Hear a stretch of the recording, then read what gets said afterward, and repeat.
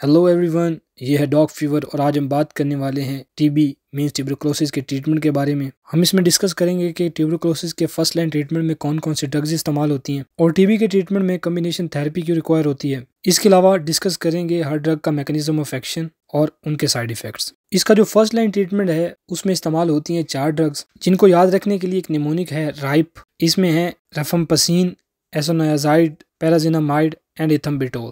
अब क्वेश्चन है why combination therapies require in the treatment of tuberculosis. सबसे पहले जो इसकी वजह है वो है प्रिवेंशन ऑफ ड्रग रेजिस्टेंस, क्योंकि माइकोबैक्टीरियम ट्यूबरकुलोसिस जो कि टीबी काज करवाता है एक बैक्टीरिया है, इसमें एबिलिटी होती है कि ये म्यूटेट कर सकता है और ट्यूबरकुलोसिस की ड्रग से रेजिस्टेंस डेवलप कर सकता है। अब जो दूसरा रीजन है वो ये है कि इन बैक्टीरिया को इफेक्टिवली किल करना, क्योंकि जो टीबी बैक्टीरिया है वो डिफरेंट मेटाबॉलिक स्टेट में एग्जिस्ट करता है, लाइक एक्टिवली डिवाइडिंग, उसके बाद डोरमेंट स्टेट है और इंट्रासेलुलर स्टेट है, और इसलिए भी कम्बिनेशन थेरेपी रिक्वायर होती है। इनमें कुछ ऐसी ड्रग्स हैं जो कि किसी मखसूस स्टेट जौन सी है उसके लिए ज्यादा इफेक्टिव होती हैं, जैसा कि एक्टिव फेज में एसोनायाजाइड, और अगर डोरमेंट फेज की बात करें तो उसमें है रिफाम्पसिन। उसके बाद जो तीसरी वजह है वो है टीबी के ट्रीटमेंट की ड्यूरेशन को शॉर्ट करना। अगर आप मोनोथेरेपी यानी कि एक सिंगल ड्रग के साथ टीबी का ट्रीटमेंट करेंगे तो उसमें बहुत ज़्यादा वक्त लग जाएगा और हो सकता है टीबी बैक्टीरिया उससे रेजिस्टेंस पैदा कर ले और ट्रीटमेंट फेल हो जाए।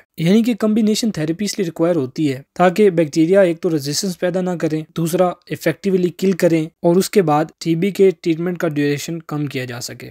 अब हम डिस्कस करेंगे इन चारों ड्रग्स के मैकेनिज्म ऑफ एक्शन और इनके साइड इफेक्ट्स के बारे में। सबसे पहली जो ड्रग है वो है आइसोनायाजाइड। इसका जो मैकेनिज्म ऑफ एक्शन है ये इनहिबिट करती है माइकोलिक एसिड सिंथेसिस को, जो कि टीबी बैक्टीरिया की सेल वॉल का एक बहुत जरूरी कंपोनेंट होता है। अगर माइकोलिक एसिड सिंथेसिस इनहिबिट हो जाएगी तो टीबी के सेल वॉल की डिस्ट्रक्शन हो जाएगी, जिससे बैक्टीरिया डिस्ट्रॉय हो जाएगा। अब ये जो मेजर साइड इफेक्ट्स काज करती है उनमें है पेरिफेरल न्यूरोपैथी, क्योंकि ये विटामिन B6 की डेफिशिएंसी काज करती है। दूसरा है हेपेटोटॉक्सिसिटी, क्योंकि ये लिवर को डैमेज करती है। तीसरा है drug induced lupus. Drug induced lupus एक ऑटो इम्यून डिसऑर्डर है। इसमें इम्यून सिस्टम अब नॉर्मल एंटीबॉडीज प्रोड्यूस करता है किसी भी ड्रग की वजह से और नॉर्मल टिश्यू को डिस्ट्रॉय करता है। जो other drugs drug induced lupus cause करती हैं उनमें है हाइड्रोलाइजीन और प्रोकेनामाइड। ये बात आखिर में बताना बहुत जरूरी है कि जब भी एसोनायाजाइड इस्तेमाल की जाती है इसके साथ विटामिन B6 के सप्लीमेंट लाजमी इस्तेमाल किए जाते हैं ताकि पेरिफेरल न्यूरोपैथी से बचा जा सके।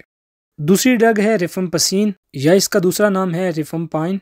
ये इनहिबिट करती है बैक्टीरियल RNA पॉलीमरेज को, जिससे ट्रांसक्रिप्शन रुक जाती है और प्रोटीन सिंथेसिस नहीं होती। ये लेटेंट और एक्टिव टीबी दोनों के लिए इफेक्टिव होती है। इसके जो साइड इफेक्ट्स हैं उनमें शामिल है ये बॉडी की जो एक्सक्रीशंस हैं जैसे कि यूरिन, स्वेट और टेयर्स हैं उनकी ऑरिन डिस्कलरेशन कर देती है। ये हेपेटोटॉक्सिसिटी काज करती है, मींस लिवर डैमेज करती है। जो इसका सबसे जरूरी साइड इफेक्ट है ये साइटोक्रोम P450 एंजाइम इंड्यूसर है। अब साइटोक्रोम P450 ये करता है कि ये किसी भी ड्रग के मेटाबॉलिज्म को इंक्रीज कर देता है। जैसे कि कोई फीमेल ओरल कॉन्ट्रासेप्टिव पिल्स इस्तेमाल कर रही है और साथ में वो रिफाम्पसिन इस्तेमाल करेगी, रिफाम्पसिन ऐसा करेगी कि ये इसके मेटाबॉलिज्म को इंक्रीज करवा देगी, जिससे ये प्रॉपर रिस्पॉन्स प्रोड्यूस नहीं कर सकेंगे।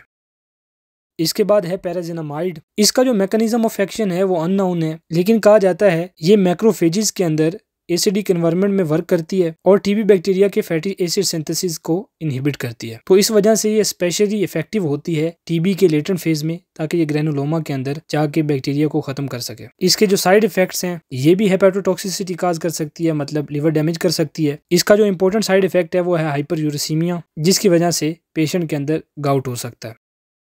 उसके बाद जो फर्स्ट लाइन में आखिरी ड्रग है वो है इथम्बिटोल। सबसे पहले है इसका मैकेनिज्म ऑफ एक्शन, ये इनहिबिट करती है अल्बिनोसाइल ट्रांसफरेज को, जिससे अल्बिनोग्लैक्टिन की सिंथेसिस इनहिबिट हो जाती है। अल्बिनोग्लैक्टिन टीबी बैक्टीरिया की सेल वॉल का एक बहुत जरूरी कंपोनेंट होता है जो कि इसको स्ट्रक्चरल सपोर्ट प्रोवाइड करता है। जब अल्बिनोग्लैक्टिन ब्लॉक हो जाता है तो बैक्टीरिया को स्ट्रक्चरल सपोर्ट नहीं मिल पाती और उसकी डिस्ट्रक्शन हो जाती है। इसके जो साइड इफेक्ट्स हैं इनमें जो सबसे जरूरी है वो है ऑप्टिक न्यूराइटिस। इसमें रेड और ग्रीन कलर की ब्लाइंडनेस या ब्लरीनेस हो जाती है। अब इसमें ये बात जरूरी है कि अगर आप इथम्बिटोल इस्तेमाल कर रहे हैं तो आपको अपनी आंखों की रेगुलर एग्जामिनेशन करवानी चाहिए।